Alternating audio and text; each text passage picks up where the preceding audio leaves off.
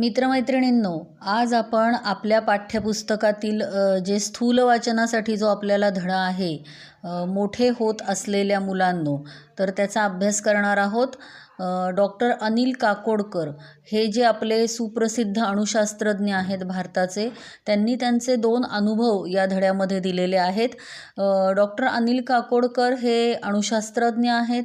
त्याचबरोबर भारत सरकारचा जो मानाचा पुरस्कार आहे पद्मविभूषण, त्यांना सन्मानित केलेलं आहे. आणि या धड्यामध्ये साधारण डॉक्टर काकोडकरांनी मुलांना उद्देशून एक पत्र लिहिलं आहे. काय पत्र आहे बरं ते? तर जी काही मोठी होत असणारी मुलं आहेत त्यांना उद्देशून लिहिलं आहेत. मग मोठी होत असणारी म्हणजे फक्त वयानेच मोठी होणारी का? ते तर आहेच, पण त्याबरोबर आणखीही काही आहे. या पत्रामध्ये त्यांनी ज्या बार्क संस्थेमध्ये त्यांनी काम केलं, त्या बार्क संस्थेमधील अनुभव शेअर केलेले आहेत मुलांबरोबर. आणि कुठलंही जे मोठं काम आपण करतो, हे जे मोठे मोठे शास्त्रज्ञ होतात, जे मोठं नाव कमावतात, हे जे मोठी माणसं आहेत, ही मोठी माणसं एका दिवसात मोठी होतात का? तर नाही. तर कुठल्याही मोठ्या कामाची सुरुवात ही अगदी छोट्या कामांमधून होत असते. आणि त्यामुळे कुठलंही छोटं काम हे कमी दर्जाचं मानू नका. ते काम करण्याची जर तुम्ही सवय ठेवली तर मोठी कामं करताना तुम्हाला अडचण येणार नाही आणि तुमच्या हातून मोठं काम कधी घडेल हे तुम्हालाही कळणार नाही, असा संदेश या पाठामध्ये काकोडकरांनी दिलेला आहे. छान धडा आहे. 2 अनुभव त्यांनी शेअर केलेले आहेत. काय आहेत बरं ते 2 अनुभव? आपण बघूया. आता सुरुवातच त्यांनी अशी केली आहे की मोठे होत असलेल्या मुलांनो, जी मुलं आता तुमच्यासारखी की जे आता शाळा संपून कॉलेजकडं चाललेली आहेत, एका विश्वातून दुसऱ्या विश्वात चाललेली आहेत, त्यांचं जग खुलं होतं आहे, त्यांच्यासाठी खूप काही समोर आहे आणि त्यातनं काय काय करायचं असा त्यांच्या पुढे प्रश्न आहे, अशी जी मुलं आहेत की शाळेचं एक सिक्युअर्ड लाईफ संपून आता ती बाहेर येत आहेत. तर ह्या मुलांसाठीचं हे पत्र हे तुम्हाला पण खूप उपयोगी पडणार आहे. तर या पत्रामधून त्यांनी बार्क या संस्थेमधील 2 अनुभव दिलेले आहेत. तर काय आहेत बरं हे अनुभव? तर लेखक म्हणतात की त्यांचं जेव्हा कॉलेज संपलं आणि बार्क या संस्थेमध्ये ते ट्रेनिंगसाठी तिथे गेले, तर तिथले हे अनुभव आहे. आता बार्क म्हणजे काय? तर भाभा ॲटॉमिक रिसर्च सेंटर, म्हणजेच भाभा अणुसंशोधन केंद्र, हे जे ही जी संस्था आहे त्याचं लघुरूप म्हणजे बार्क असं आपल्याला म्हणता येईल. तर या बार्क संस्थेमध्ये जेव्हा लेखक ट्रेनिंग करण्यासाठी गेलेले होते, ट्रेनिंग स्कूलला गेलेले होते, तेव्हा तिथं काय त्यांना अनुभव आला, तो अनुभव त्यांनी इथं आपल्याबरोबर या तुमच्याबरोबर शेअर केलेला आहे. की होमी भाभा हे नाव तुम्ही सगळ्यांनी ऐकलं असेल. होमी भाभा हे अत्यंत मोठे अणुशास्त्रज्ञ होते आणि त्यांनी भारतातील अणुसंशोधनाचा पाया रचलेला आहे. त्यांनी सुरुवात करून दिलेली आहे सगळी, म्हणून त्यांच्या नावावरून या संस्थेला भाभा अणुसंशोधन केंद्र म्हणजेच बार्क असं म्हटलं जातं. म्हणजेच थोडक्यात इथं काय चालत असेल बरं? संशोधन चालत असणार. ॲटॉमिक रिसर्च सेंटर आहे, त्या संदर्भातलं संशोधन इथं चालतं. ही संस्था अत्यंत प्रचंड मोठी आहे आणि तिथं वेगवेगळं ट्रेनिंग घेण्यासाठी कॉलेजमधून बाहेर पडलेली जी मुलं असतात, ज्यांना संशोधनाशी रिलेटेड काहीतरी करायचं असतं, या लोकांचं तिथं ट्रेनिंग चालतं. तर जेव्हा लेखक स्वतः त्या काळी ट्रेनिंग स्कूलला तिथं गेले, तेव्हा ती संस्था अगदी नवीन होती. जेमतेम 7 वर्ष झाली होती संस्था सुरू होऊन आणि 100 मुलं मुली त्या एका वेळेला तिथं ट्रेनिंगसाठी आलेली होती. आता या ट्रेनिंग स्कूलमध्ये काय झालं बरं? तर स्वतः जे होमी भाभा आहेत त्यांची भेट लेखकाबरोबर होऊ शकली. लेखकासाठी हा खूप चांगला एक अनुभव होता की स्वतः होमी भाभा तिथं 3-4 वेळा आले होते आणि त्यांचं व्यक्तिमत्व कसं होतं त्याच्याबद्दल लेखकांनी दिलं आहे की अत्यंत स्फूर्तिदायक व्यक्तिमत्व होतं आणि ते कम्युनिकेट करत होते डायरेक्टली या ट्रेनिंग घेणाऱ्या मुलांबरोबर. त्यामुळे एकदा म्हणे आम्ही त्यांना विचारलं, हा अनुभव दिला आहे लेखकांनी, की एकदा लेखकांनी आणि त्या मित्रांनी त्यांना विचारलं की आम्ही सगळी इतकी मुली इथं ट्रेनिंगला आलेलो आहोत, पण एवढ्या सगळ्या 100 मुलींना पुरेल इतकं काम इथं कुठं आहे?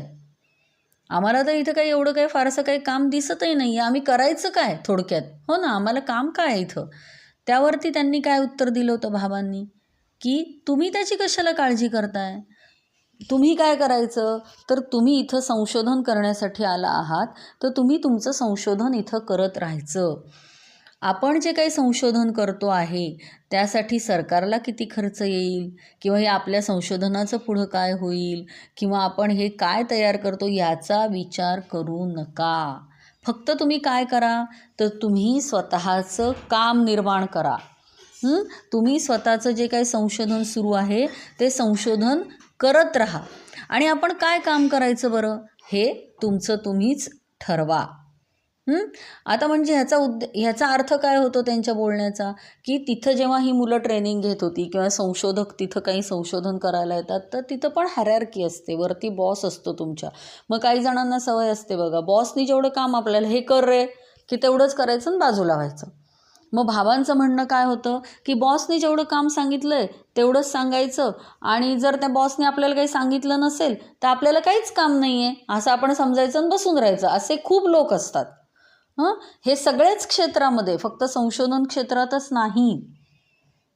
तर हे जर तुम्ही असं समजायला लागलात तर ही चूक ठरेल. आता तुम्ही तुमच्यावरून उदाहरण घ्या. तुम्ही क्लासेस करता, आता सगळे ऑनलाईन क्लासेस सुरू झालेले आहेत. तुम्ही शाळा करता, तुम्ही क्लास करता. शिक्षक तुम्हाला सांगतात की हे करून आणायचं बरं का, उद्या मी हे बघणार आहे, किंवा हा होमवर्क तुम्हाला दिलेला आहे, हे एवढं एवढं करून आणा.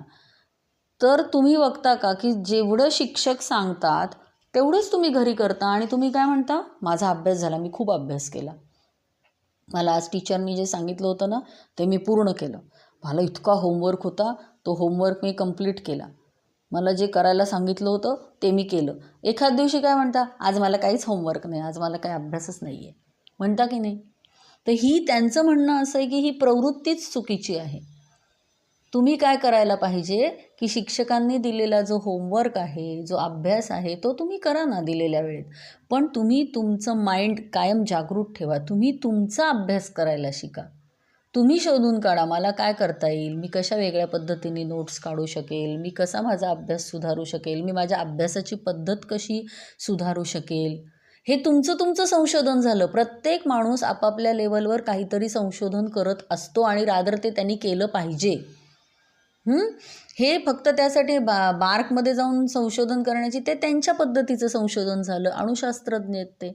मग ह्याचा उपयोग तुम्ही तुमच्या आयुष्यात या अनुभवाचा कसा करून घेणार, ज्या लेखकांनी तुमच्याबरोबर शेअर केला आहे, की हे जे आहे की जेवढं काम सांगितलं आहे तेवढंच करायचं, आणि जर काम सांगितलं नसेल तर आपल्याला काही कामच नाही असं समजायचं. हे जे सांगितलं ही प्रवृत्ती चुकीची आहे. मग ह्या अनुभवाचा उपयोग तुम्ही तुमच्या आत्ताच्या आयुष्यात कसा करून घेणार, तर मला जे काही दिलेलं आहे होमवर्क तो तर मी केलाच आहे, पण त्याबरोबर मी आणखी काय करू शकतो, मी आणखीन माझं वाचन कसं मी वाढवू शकतो. मला एखाद्या विषयावरचा धडा दिलेला आहे ना, मग त्याच्याशी रिलेटेड मला बाहेरचं रेफरन्स बुक्समधून काय काय मिळू शकतं. आता पुढे कॉलेजला गेल्यावर हेच करायचं आहे तुम्हाला. सगळे शिक्षक येऊन फळ्यावर लिहून देऊन आणि तेवढ्यापुरतंच तुम्ही अभ्यास करणार आणि झाले पास असं होणं शक्य नाही आहे. तुम्हाला वेगवेगळे रेफरन्स बुक तिथं अवलंबावे लागतात. तुम्हाला वाचन वाढवावं लागतं तुमचं. तुम्हाला तुमचे अनुभव वाढवावे लागतात. ठीक आहे. मग हे तुम्ही बघा की तुम्हाला दिलं आहे तेवढंच केलं झालं, मग काही उपयोग नाही त्याचा. मग तुमची प्रगती होणार नाही, आणि ही तुमची प्रवृत्ती होत जाईल की अरे जेवढं दिलं आहे तेवढं झालं. तर हे उपयोगाचं नाही. मग अशाने तुम्ही मोठे होणार नाही. कशा पद्धतीने मोठे म्हणतात, ते वयाने मोठे म्हणतायत का? तुम्ही अनुभवानी पण मोठे झालात पाहिजे, तुम्ही अभ्यासवृत्तीने पण मोठे झाला पाहिजे, तुम्ही संशोधन वृत्तीने पण मोठे झाला पाहिजेत. मग जेव्हा हे छोटे अनुभव तुमच्याजवळ जमा होतील तेव्हा तुम्ही त्यातनं काहीतरी एखादं मोठं काम करू शकाल, असं भाभांचं म्हणणं होतं. हा भाभांनी सांगितलेला मुद्दा जो होता तो लेखकाच्या मनावर खूप कोरला गेला, आणि त्यांनी त्यांचा अनुभव सांगितला की जेव्हा आपण हे अशा पद्धतीने करायला जातो तेव्हा ते काय म्हणतात, स्काय इज द लिमिट. आपण करू तेवढं कमी आहे. आपण करू तेवढं कमी आहे. किती काळ तुम्हाला लोक असं दाखवत राहणार, हे बोट, आईवडील बघा बोट धरून बाळाला नेतात, बाळ तिथं त्या बाजूनी चालत राहतं. आईवडिलांनी जर अचानक बोट सोडलं तर बाळाची काय परिस्थिती होती, ते भरकटतं, रडायला लागतं, कुठं गेले आई बाबा त्याला कळत नाही. असं हे कधी तुम्ही बाळ असताना ठीक आहे, तुम्हाला असं बोट धरून किती काळ तुम्हाला नेत राहणार कोणीतरी. तुम्हाला स्वतःचं स्वतः पण चालायचं आहे ना, स्वतःचे अनुभव पण घ्यायचे आहेत ना. दिशा तुम्हाला कोणीतरी दाखवेल, हे 8-10 वर्षापर्यंत ठीक आहे, पण कसं चालत राहायचं पुढे हे आपण आपल्या अनुभवांनी ठरवायचं आहे. हे आवश्यक आहे. आणि त्याशिवाय तुम्ही स्वतः सक्षम होणार नाही, म्हणजे काहीतरी करण्यासाठी तयार होणार नाही. ठीक आहे. असं पहिल्या आणि जी ऊर्जा मिळवता आली पाहिजे, ती ऊर्जा कधी मिळेल, जेव्हा ऊर्जा म्हणजे काय, पॉझिटिव्हनेस तुमच्यामधला तो कधी जागृत होईल, जेव्हा तुम्ही हे असे स्वतःचे मार्ग शोधाल. तुम्ही बघा, काही मुलांचं 10वीच्या आतच कन्फर्म झालेलं असतं, मला हेच करायचं आहे, आणि ते त्या पद्धतीने करत करत करत पुढे जातात सुद्धा. मग हे केव्हा होतं, जेव्हा त्यांच्या विचारांची तिथे एक सामर्थ्य असतं किंवा त्यांची बैठक पक्की असते की नाही, मला हे करायचं आहे. त्यांचं ठरलेलं असतं, ठाम असतात ते, आणि त्या दृष्टीने ते प्रयत्न पण करतात स्वतःच्या मनाने.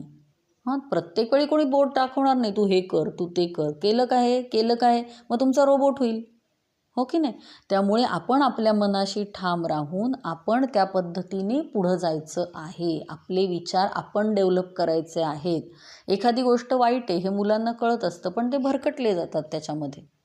मग तुम्ही तुमच्या मनाशी रात्री झोपताना हा विचार करायचा की दिवसभरामध्ये मी आज हे केलं, यातलं वाईट काय होतं, हे होतं, मग ही चूक मी उद्या टाळली पाहिजे की नाही.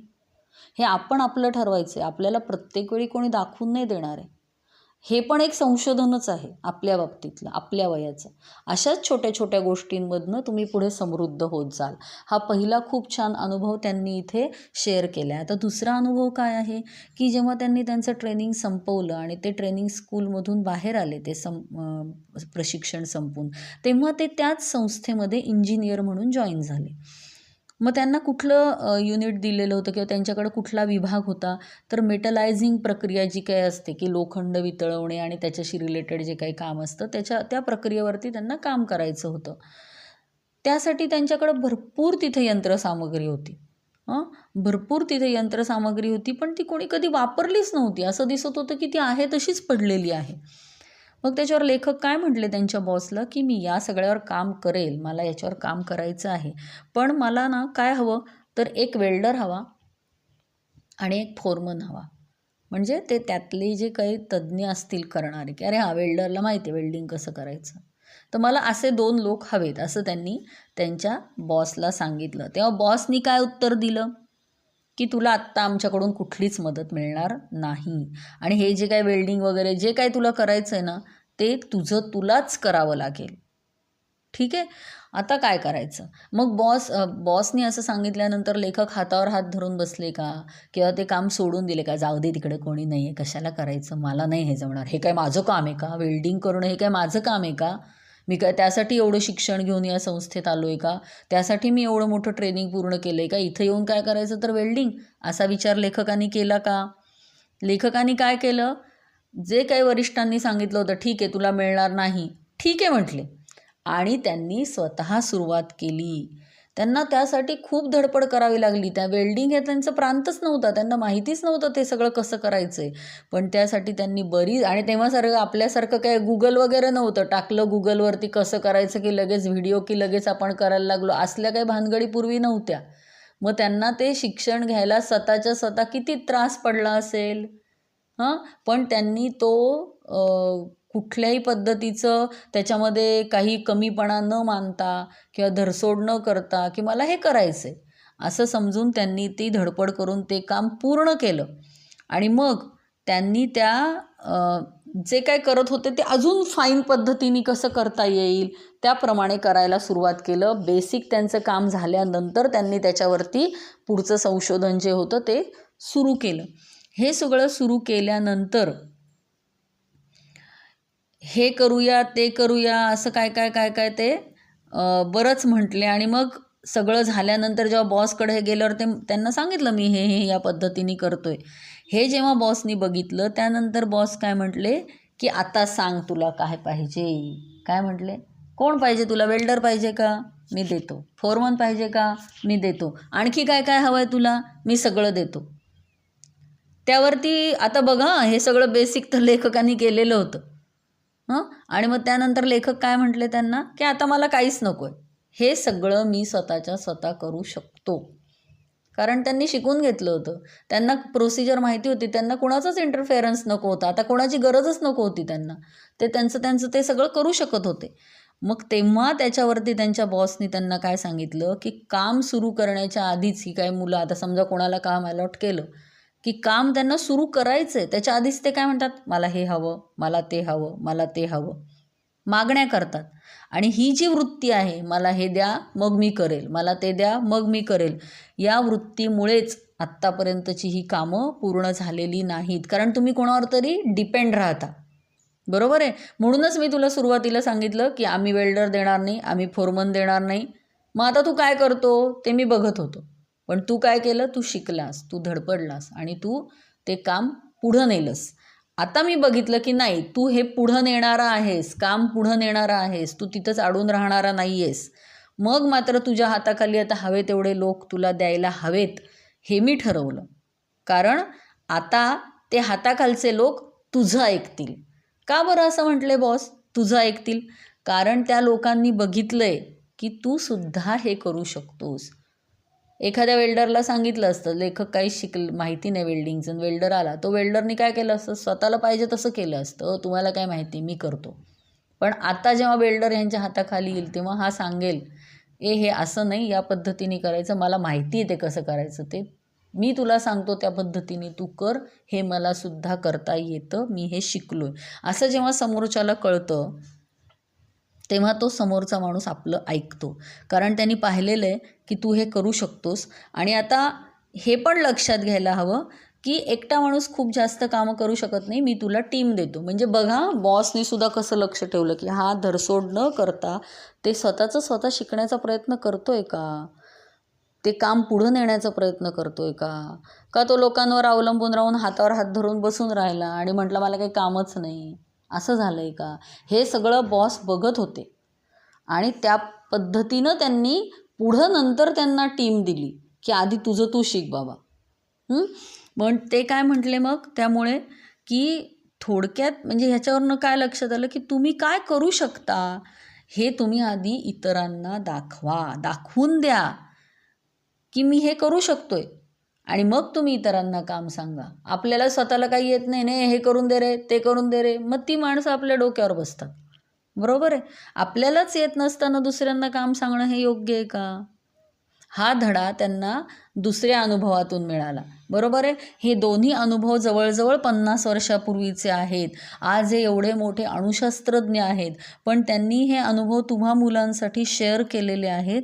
कारण ह्या अनुभवाचा आशय तुम्ही लक्षात घ्या, मुद्दा तुम्ही लक्षात घ्या की काय मुद्दा आहे, काय समजून घेतल्याने तुमचं मोठं होण्याच्या प्रक्रियेत फायदा होईल हे तुम्ही समजून घ्या. छोटी छोटी कामं करताना कुठलीही लाज बाळगू नका, सतत डिमांड्स ठेवू नका. आधी स्वतः करून बघा, आधी स्वतः संशोधन करा. समोरच्यांनी काम दिलं नाही म्हणून मला काही कामच नाही, ही वृत्ती तुम्ही काढून टाका. हे जेव्हा तुम्ही स्वतःहून कराल, हे जेव्हा तुम्हाला समजेल की हे मी केलं पाहिजे, तेव्हा तुमची अनुभवांची शिदोरी वाढणार आहे आणि तुमच्या एकंदरच सगळ्या आयुष्यामध्ये याचा खूप मोठा फायदा होणार आहे. तर खूप छान धडा आहे, ह्या स्थूल वाचनाचा धडा आहे. त्यामुळे या धड्यावरती तुम्हाला 3 मार्काचा एक डिस्क्रिप्टिव्ह प्रश्न येऊ शकतो. यामध्ये छोटे छोटे प्रश्न नाहीत. तर हे लक्षात घ्या आणि या पद्धतीने हे दोन्ही अनुभव नीट समजून घ्या. त्याच्यावरती प्रश्न आले तर आपण कशा पद्धतीने लिहू याचं सुद्धा तुम्ही आता संशोधन कराल ना. Okay, bye.